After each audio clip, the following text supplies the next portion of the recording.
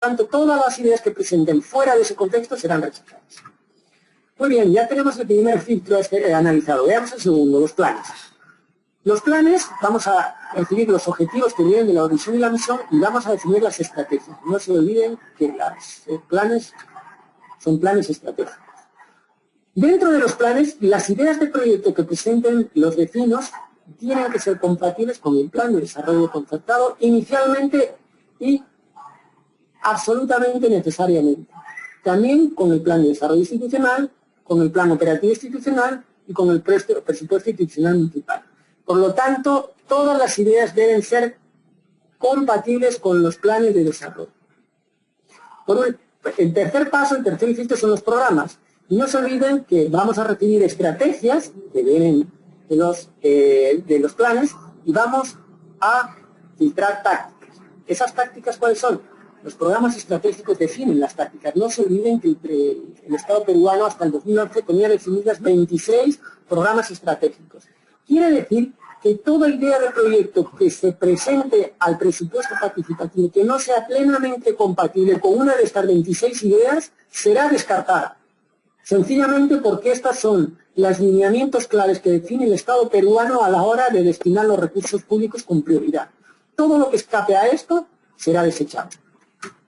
Ya vemos que el filtro va haciendo efecto. La famosa piñata, el famoso sorteo y regalo de plata no lo es tal, porque es cierto que la ciudadanía participa y solicita, pero ante el vicio de pedir, la virtud de no dar, o ante el vicio de pedir, la virtud de seleccionar. Ya estamos seleccionando, ya tenemos el tercer filtro, vamos a por el cuarto.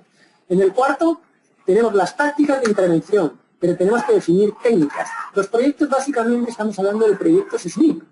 No se olviden que toda idea de proyecto debe ser susceptible de convertirse en un proyecto de inversión pública. Si no, deberá ser desechado. Quiere decir que los técnicos de la OPI, la Oficina de Proyectos de Inversión, deben participar en el proceso para definir si las ideas que se están presentando son susceptibles de ser pasadas a proyectos de inversión pública. Les pongo un ejemplo. Supongamos que una comunidad pide una posta de salud y de acuerdo al sistema de referencia y contrarreferencia no tiene suficiente población para ameritar la construcción de un centro de salud. El SNIP lo va a rechazar. Entonces no podemos aceptar esa idea de proyecto sabiendo que el SNIP no lo va a aceptar. Porque esa idea de proyecto, si no puede convertirse finalmente en un proyecto, debe ser desechada. Por lo tanto, aquí tenemos otro cuarto filtro estricto. Y por último, las actividades, es decir, las técnicas que nos aportaban los proyectos deben convertirse en presupuestos. Por último, como ven, no hemos hecho una piñata, no hemos hecho un sorteo, no hemos regalado la plata. Lo que hemos hecho ha sido recibir las necesidades, aspiraciones y demandas y en un proceso secuencial y muy técnico, ir filtrándolas, ir depurándolas hasta convertirlo en ideas sostenibles. ¿Qué debe tener? Básicamente un presupuesto participativo. Debe tener problemas y potencialidades. ¿Cuáles son los problemas prioritarios? Es decir, un diagnóstico. Debe tener acciones o proyectos priorizados por ejes. Son 4 ejes. Los ejes por los que debe organizarse temáticamente toda la información y todas las peticiones son 4. Entonces, acciones o proyectos priorizados por eje. Debe contener montos y aportes asignados por acción o proyecto. Es decir, no solamente debemos desarrollar ideas. Esas ideas deben tener un monto estimativo.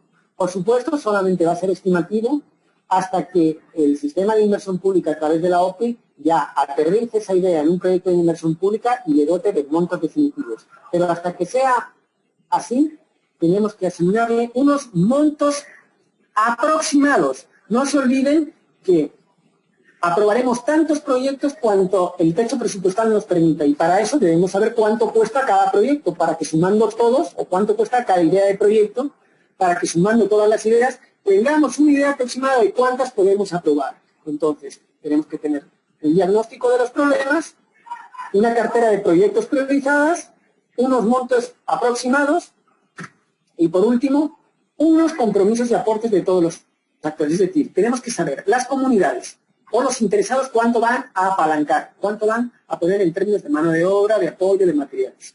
Cuánto va a poner el gobierno municipal, cuánto va a poner el gobierno provincial y cuándo va a poner el gobierno regional o nacional. Es decir, es cuándo y de qué manera se va a realizar ese proceso. Por otra parte, tenemos que sensibilizarlos, es decir, motivarles y concienciarlos para que existan. Hacerles entender qué es la oportunidad del año, que es una oportunidad que no pueden dejar escapar, porque una vez que se cierra ese proceso, no van a poder volver a pedir nada hasta el año siguiente. Por lo tanto, hay que sensibilizar sobre la importancia de participar. Una vez que hayamos comunicado que es a través, como le hemos dicho, una ordenanza que debe ser publicada en los medios locales, una sensibilización, tenemos que hacer una convocatoria y debemos registrar e identificar a los agentes participantes. No todo el mundo puede participar en el proceso de presupuesto participativo. Solamente aquellos organismos que tengan personería jurídica y una historia o una tradición de al menos 2 años con personería jurídica trabajando en la región, en la provincia o en el distrito.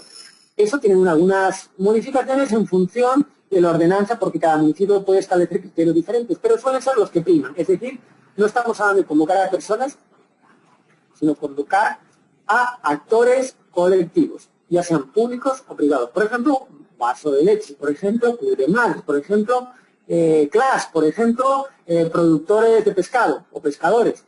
A ellos son los que hay que invitar, pero primero deben registrarse y demostrar su personalidad jurídica y su tradición e historia. Si no, correríamos el riesgo de tener 2.000 personas en un taller y eso es inmanejable.